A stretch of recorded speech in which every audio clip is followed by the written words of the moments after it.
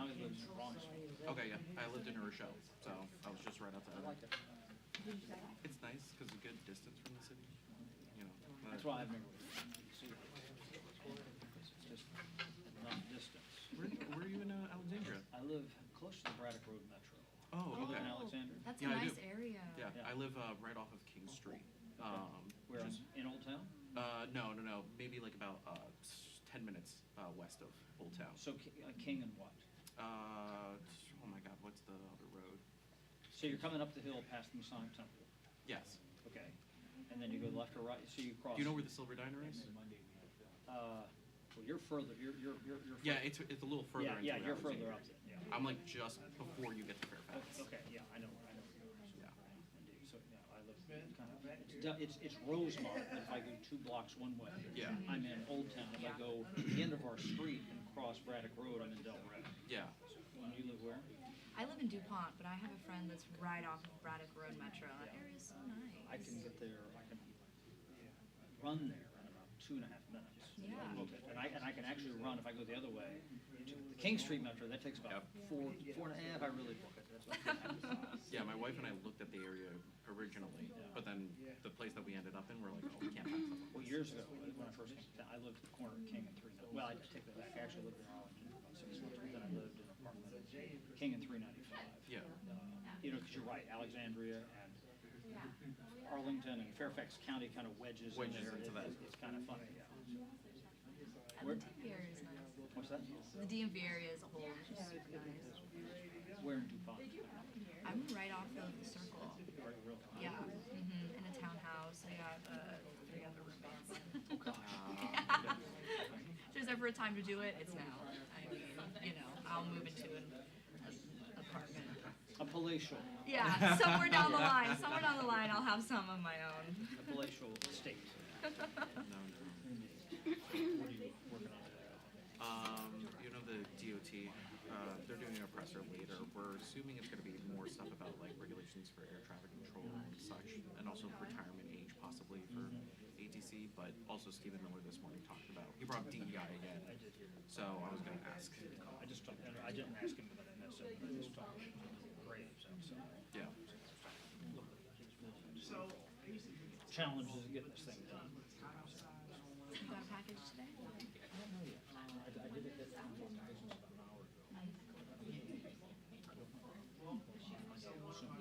I know that Bear is interviewing Katie Vance. So sometimes those things start to take up more real estate unless you have something really, really good. I just, you know, and sometimes it's just, it's hard to figure out. Like yesterday, I didn't think I'd have much, I shouldn't say much to do yesterday, but I had a lot to do.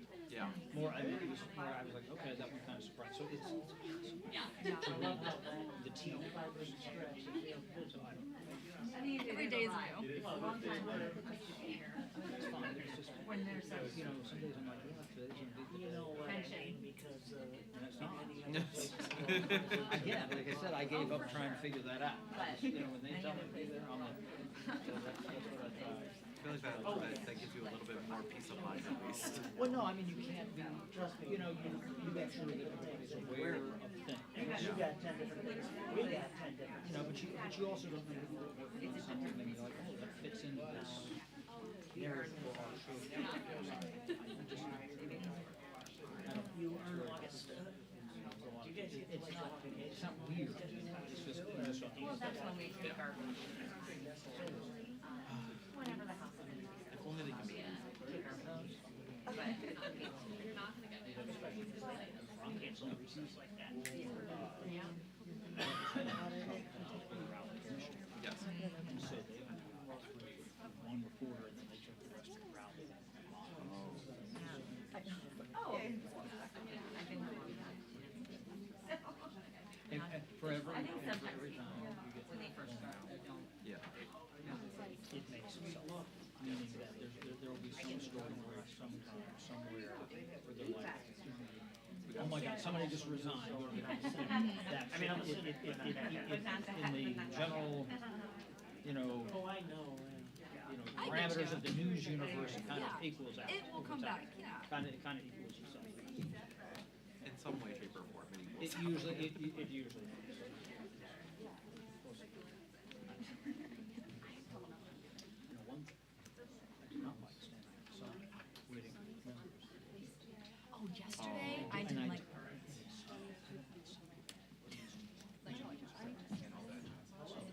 And here, because you have all these white buildings, sprinkled, et cetera, and the way that the sun radiates Yeah. off of those buildings, and when you stand there, and we're not quite to that point. And then to my friend, July. you know Jeffries usually does that. Would you like another? You need? Oh, sorry. Yeah. Yes, it was insane. To my friend at the pool cam. Do you need another mic check, or are you good? You're good. Word. Easy enough. You're checked. He's checked. And then, hey Tasha, do you need another mic check, or are you good? Cool, cool. I had my winter hat and the jacket. It's been, yeah, I'm. So I'm it's supposed to be warm next week. So we're discussing the weather. And I was explaining why I pour some. You pour the sun? I poured some. I have to agree with you on Good choice. No, I just, No way. standing outside. I will take cold winter I almost months. grabbed my I hat. grew up in the Midwest though, so. Just a chilly spring, I'm fine with that. I think I would take the sunburn. If I'm being honest. Well, it's the desert. 15, 15, 14, 12, and 8. I grew up in the Midwest, last thing I knew was cold. I mean, I'm used to it. In New York, we have snow out the water. In the thick. Same as Chicago. I mean, hey, Chicago's an awesome city. That's true. 5 months a year. I was waiting for the caveat. Oh, no, it's an awesome summer city. Starting today, May 3rd, you know, today through Did you see my Halloween week. Yeah. No, I didn't see it yet. Oh my gosh. Okay. It was probably, I didn't get all the way Don't go through. in February. Our clips I know that. very extensive, and I only got It is half. nice Okay. during holidays, But- the city gets all. Yeah. About it. So I'll make sure you see it. Okay, But it's like I'll besides find that, the link. I need to, there's a higher chance of you just getting snowed in and not being able to move. It was, Yeah, I mean, our sweet clips team it's had a nowhere like near as bad. 35-page document. A house with a driveway, they get a shovel. I stuck around after. It was kind of weird though, moving here and seeing people freak out over an inch of snow. I put some of That's it a in pretty the common story. occurrence as soon as you go south of Yeah, it was a good, it was a Delaware. good. I was gonna say Delaware, yeah, but like once you go south of there, everyone loses it for like. Oh, but you read it. Okay, good. Yeah, Jasmine read it. Okay, good. I was Tell just us. saying, I haven't gotten all the way glad. through the clips yet. Of course. I'm no fan of snow. Pain in my rear. I love that you talked to the advocate. Yeah. I still think you'll live. Well, after I texted you, I was like, well, if I'm gonna be in line, then I'm gonna Yeah. go talk to a few folks before. Too many memories of then walking in after, the school with there was still some soaking Yeah. socks. I was like, As a kid. some of the people that I had seen You know how before, it I had like, did it live up to the and then some of the people, like, so it was a really, it was really, really good to kind of hear from, like, I hate the term real people. Yeah. but, like, Yeah, yeah. It was a good, it was a good one. It was a big, it was like all those, like a lot of people in one Yeah. place who I don't think all were all in. And I'm glad, I can say, I was like, I'm like, kidding me. Yeah, reconciliation. Yeah. Should I go? I'm like, nah, I'm glad I decided to. We were glad you were there too.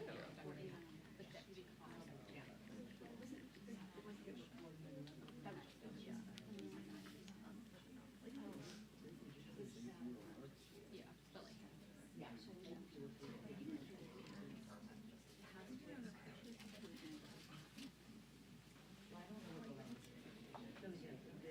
I saw you move it, even before I was trying to like get. We do sense of the house. Like far right, and then this way, and if it was a camera, then that's Then that.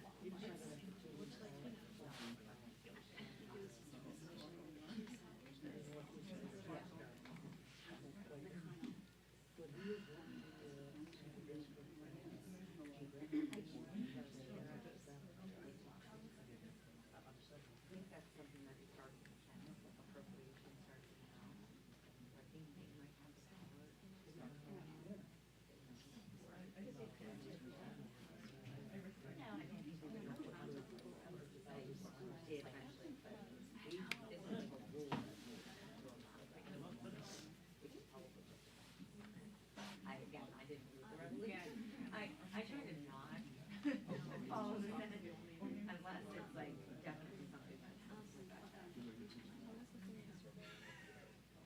too much in my head. I know.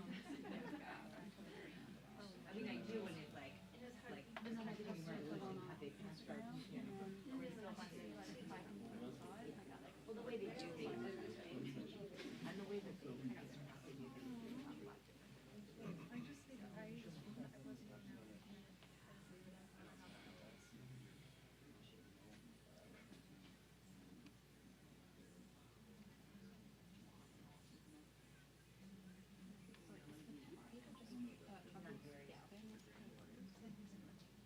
Ah, he's here.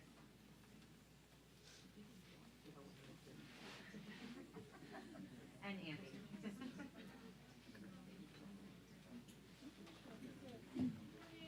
Heads up. Heads up.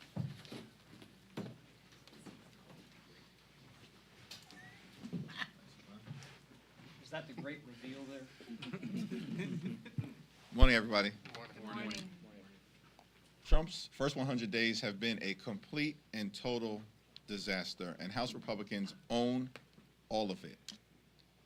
Instead of functioning as a check and balance on an out-of-control executive branch, which was the intentions of the framers of the Constitution, including James Madison, who said that Congress at its best should be a rival to the executive branch, House Republicans have functioned as a rubber stamp for Donald Trump's extreme agenda. Period.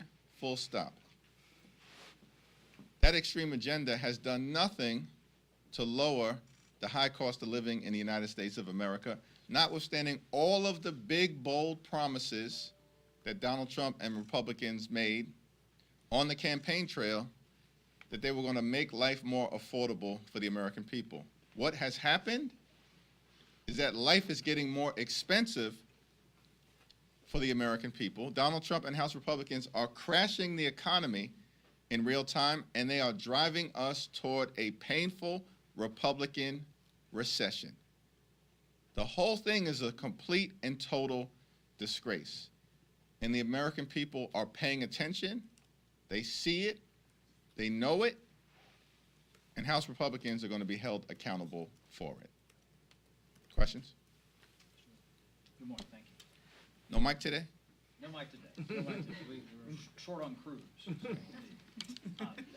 another guy there. In any event, obviously you guys are arguing against the reconciliation package. If you guys aren't able to convince voters to get to these Republicans, get to the president, say, kill this bill, will you have failed in that mission? No. Why not? Our objective is to find 4 Republicans to do the right thing to stop the largest cut to Medicaid in American history, which will hurt families, hurt children, hurt seniors, hurt people with disabilities, hurt veterans, and hurt everyday Americans. And if Republicans are successful in jamming down an extreme budget into signature into law, then they own that. It's on them. They're the ones that claim they have some big, bold, beautiful mandate.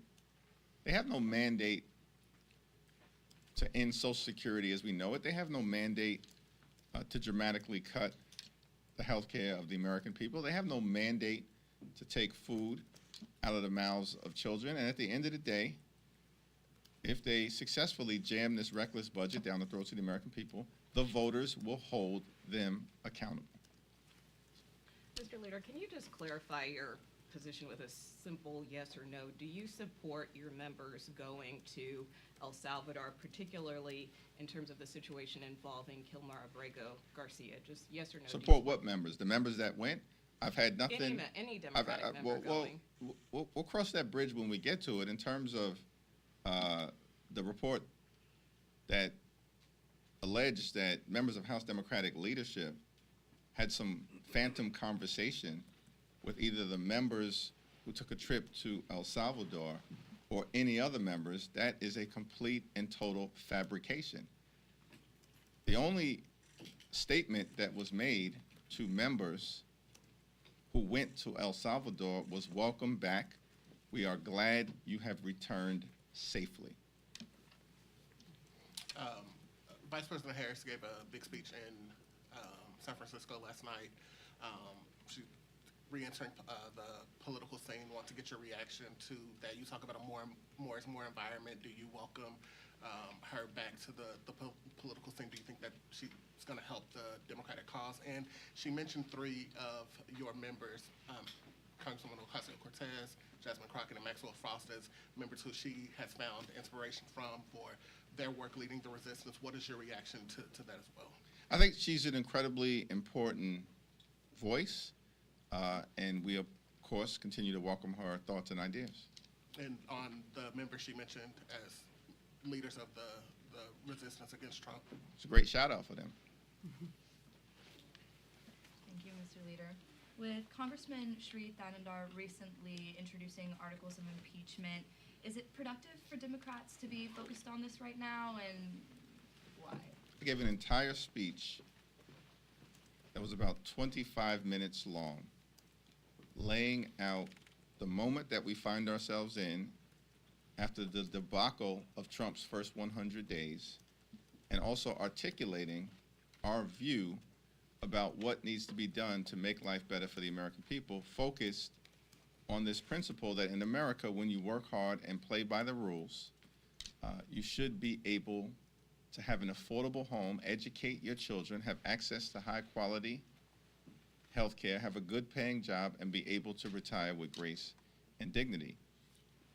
So I haven't had a conversation with Shri. You have to talk to Shri about his perspective as to what he believes to be the right thing to do at this moment. And until I have a conversation with Shri, there's really nothing further for me to add. Thank you, Mr. Leader. This morning, the Colorado Sun reported a long, extensive story about the challenges facing Yadira Carabeo, one of your former members who's running again for this seat. Do you think she should drop out of the race, given what's been reported based off treatment of staff for mental health challenges, et cetera? I haven't read the story, and I haven't had a conversation with Yadira, so it'd be inappropriate for me to comment until I've given her the respect of both reading the story and having a direct conversation with her. She was a former colleague. Thanks. Mr. Leader, I know you said you didn't want to speculate about the future of the Oversight Committee, but now you have several of your members that are openly jockeying for that ranking member position. At what point do you think your leadership team will make a path forward for the future of the leadership of the Oversight Committee? And are you entertaining the idea of allowing Congresswoman Alexandria Ocasio-Cortez to have a waiver so that she can run for the ranking member slot? I don't want to speculate about the future of the Oversight Committee. At what point will you? Well, the rules are pretty clear that when there's a vacancy, the caucus, under the leadership of Chairman Pete Aguilar, would have to call an election within 30 days. Leader Actually, I'm sorry, I'm going to go to the back. We'll come back to the front. I'm going to the back, yeah. Thank you. CBS News is reporting that National Security Advisor Mike Waltz is going to step down. What are your thoughts on that, and should other people follow him? Yes. Leader Jeffries, thank you. House Republicans and the president's allies continue to blame DEI programs for staffing decisions at airports and air traffic control, calling instead for return to what they call merit-based hiring. Stephen Miller actually talked about it at the White House this morning. How do you respond to the idea that diversity initiatives and merit are mutually exclusive, and what would you say to Americans who might be concerned about safety being compromised by these narratives? Safety has been compromised by the complete and total incompetence of Donald Trump and his administration, who are dismantling the safety architecture of the FAA and jeopardizing the well-being of the American people who fly across America and the world. From the very beginning of this administration, Donald Trump and his lackeys have been dismantling the FAA, jeopardizing flight safety, and putting Americans in danger. This group right now is falling apart. Despite all of the concerns that somehow Donald Trump and Republicans had Democrats on the run, and it was all inevitable, and they have some big mandate, In record speed, they've fallen apart. No surprise to some of us who believe that all of the talk, that this was somehow the dawn of a new era, was actually what was going to occur in the United States of America. Donald Trump is the most unpopular president in his first 100 days in American history. What happened to that so-called mandate? It never existed, one, and to the extent it existed in their mind, in some MAGA thought bubble, it has completely evaporated. Leader Jeffries, you recently came out and endorsed legislation to ban lawmakers from trading individual stocks. This idea has been out there for years. I'm wondering why you decided to come out in favor of it now, and since you're effectively the only leader of either party endorsing the ban, have you talked to your counterparts in leadership about moving forward with this?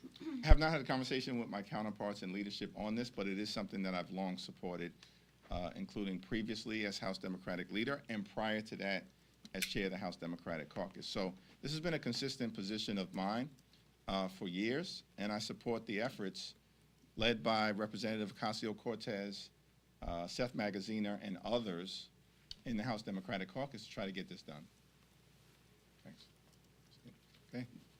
Leader Jeffries. Oh, I'm sorry, but go ahead. Oh, I'm sorry. Go ahead. We'll get both of you in. So I know you Yeah. talked about this earlier, but Al Green is planning on speaking in the House today about impeachment. Is there any point in the future when you plan on putting your foot down on this and giving a public statement of approval or disapproval? I spoke yesterday for about 25 minutes to the country about my vision for the future, a blueprint for a better America, and encapsulated what I believe has occurred for America over the first 100 days. I was also on the steps of the Capitol for 12 and a half hours, continuously talking to the American people with Senator Booker and others about what we believe to be important in the United States of America. So there's a lot of footage out there of our views on what is occurring in America, and all of that information actually really does speak for itself because it's how we feel. I want to ask about that blueprint. What form can we expect to see that in? You know, who's going to be involved in drafting that if it is like a physical or a product? Stay tuned. There's this discussion going on right now among House Republicans about Medicaid work requirements. What are your issues with expanding Medicaid work requirements, and what constitutes as reasonable work requirements for Medicaid? House Republicans are not trying to impose work requirements. They're not trying to root out waste, fraud, and abuse. We all support making the federal government the most efficient that it can be. House Republicans have proposed up to $880 billion in Medicaid cuts. That's the largest Medicaid cut in American history. Hospitals will close, nursing homes will shut down, communities will be hurt, and Americans will die. These people are scrambling right now to try to explain to the American people the devastation that they've already voted to set in motion. Not once, but twice. And the American people aren't having it. And so they're trying to spin their way out of this box that they've gotten themselves in, but it's not going to work. $880 billion in cuts to Medicaid means you are taking health insurance away from children, families, seniors, women, veterans, people with disabilities, and everyday Americans. Period, full stop. It's one of the reasons why the overwhelming majority of House Republicans aren't having town hall meetings. We're having town hall meetings in Democratic districts, and we're having town hall meetings in Republican districts because we're not afraid to talk to the American people. We work for the American people. House Republicans are a rubber stamp for Donald Trump's extreme agenda, and it's not working out for them. But they're already on record. No matter what lies and half-truths they try to tell to the American people, they're going to be held accountable for once again trying to take health care away from hardworking American taxpayers. This is nothing new. They attacked the Affordable Care Act for years because these people have some irrational obsession with taking health care away from the American people, which is why they find themselves in trouble right now. And we're going to keep the pressure on them, do everything we can to stop these reckless Medicaid cuts from taking effect. And if they jam their reckless budget down the throats of the American people, they will be held accountable next November. Thank you. Thank you, Leader.